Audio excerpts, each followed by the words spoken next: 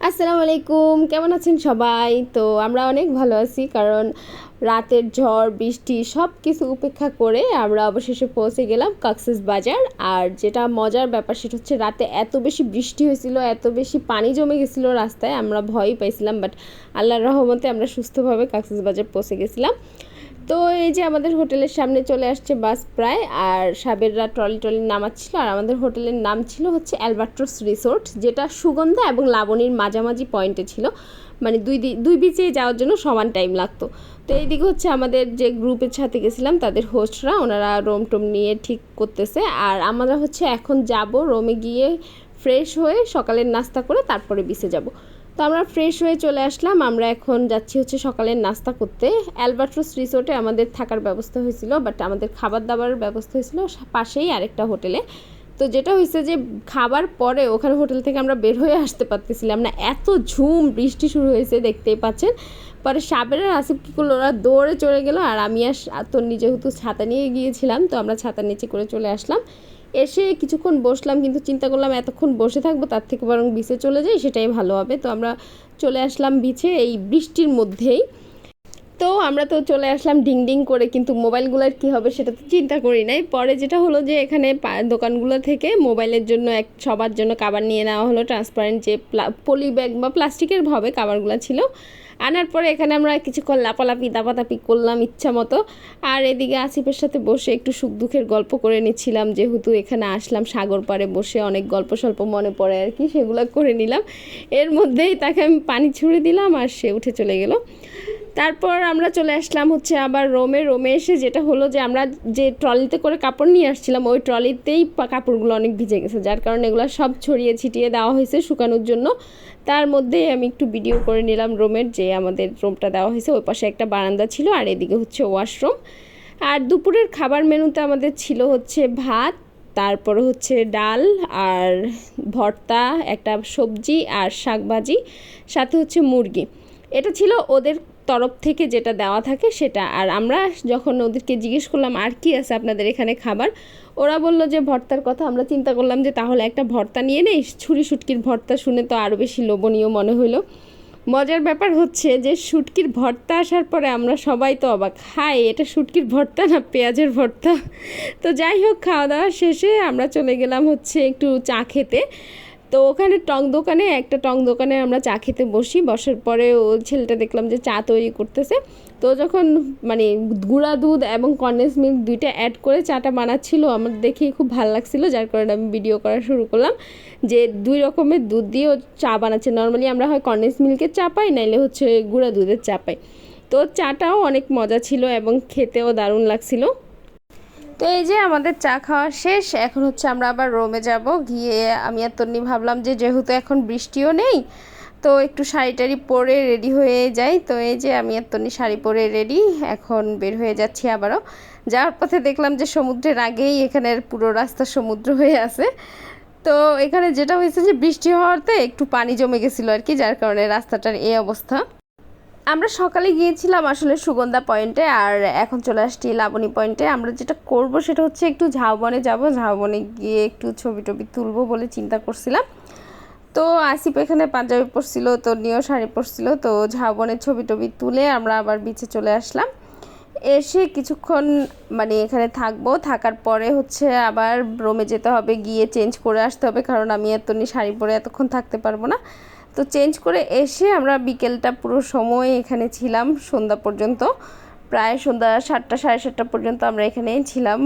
যেটা হয় সেটা হচ্ছে এভাবে বসে সমুদ্র দেখতেই সব থেকে বেশি মজা লাগে। তো মাঝখানে খাওয়া দাওয়া চলতেছিল, একটু হাওয়াই মিঠাই ঝালমুড়ি বাদাম এগুলা খাওয়া দাওয়া চলতেছিল, আর বসে বসে সমুদ্রের গর্জন শুনছিলাম। ওই দিন আসলে সূর্যই ওঠে নাই, যার কারণে আমরা সূর্য অস্ত দেখার সময় পাই নাই। তো আমরা এখন আবার ডিনার করতে চলে যাচ্ছিলাম 7:30টার সময়। যাওয়ার পথে এখানে কিছু জিনিসপত্র দেখতেছিলাম যে কিছু নেওয়া যায় কিনা। পরে তন্নি বলল যে ও কিছু মুক্তার জিনিস নিতে চাচ্ছে। পরে আমরা একটা দোকানে ঢুকলাম, ঢুকে যে আমি ব্রেসলেট দেখতেছিলাম, আর তন্নি হচ্ছে কানের দুল, একটা সুন্দর কানের দুল ওর পছন্দ হয়, ওই কানের দুলটা নেয় আর আমি এই ব্রেসলেটটা নেই। এগুলো ওনারা যেটা বললো সেটা হচ্ছে এগুলো রিয়েল পার্ল ছিল। আর উনি আমাদেরকে হচ্ছে আগুনে পোড়াইয়া তারপরে ঘষে মেজে সব কিছু দেখাচ্ছিল। সাথে উনি ওয়ারেন্টি কার্ডও দিয়ে দিচ্ছে, যে বলতেছে যদি কোনো সমস্যা হয় পরে এসে এটা নিয়ে আমরা কথা বলতে পারি, এইগুলো আর কি। আর ওনার কালেকশানগুলোও অনেক সুন্দর ছিল, এখানে কানের ব্রেসলেট হইতে সব কিছুই ছিল, এবং জিনিসগুলোও খুব আনকমন এবং ডিজাইনগুলোও খুব সুন্দর ছিল। তো আমাদেরকে রেখে সাবের আগেই রোমে চলে গেছিলো ও একটু রেস্ট নেওয়ার জন্য। আমি আসিফ আর তন্নি যাচ্ছিলাম। এখন যেটা হয়েছে যে একটা মানে মাঝপথে এসে ডানে যাব না বায়ে যাব এটা চিন্তা করে আমি বললাম যে বায়ে যাই, তন্নি বললো যে না এদিক দিয়েও চেনে। পরে কিছুক্ষণ যাওয়ার পর আমার মনে হলো এই রাস্তা এটাই, যদিও আমাদের এখান থেকে আসতে সর্বোচ্চ 5-6 মিনিট লাগে এবং রাস্তাটাও সোজা। তারপরে আমরা রাস্তা ভুল করে লাবণী পয়েন্ট থেকে হেঁটে সুগন্ধায় চলে গেছিলাম, পরে ওখান থেকে আবার অটো নিয়ে তারপরে আসতে হয়েছে আমাদের হোটেলে। আর সাবের তো এটা নিয়ে আমাদের উপর ভীষণ মজা নেয়। তারপরে আমরা রাতে ডিনার করতে চলে যাই। আমাদের রাতের মেনুতে ছিল হচ্ছে মোরগ পোলাও, হ্যাঁ মোরগ পোলাও ছিল। তো রাতে আমরা এটাই খেয়ে নেই। আর হচ্ছে আমাদের প্ল্যান ছিল যে আমরা পরে একটু সি ফুড খাবো, তো যার কারণে এটুকুই যথেষ্ট ছিল। ওরা যেই খাবারটা দিছিল সেটাই, আমরা আর বাড়তি কিছু নেই, ওইটাই খেয়ে নেই। আর আমাদের যেটা প্ল্যান ছিল সেটা হচ্ছে এখান থেকে আমরা আবার হচ্ছে একটু রোমে যাব, রোমে গিয়ে কিছুক্ষণ রেস্ট করব, রেস্ট করে আবার 9টা 9:30 করে বের হব।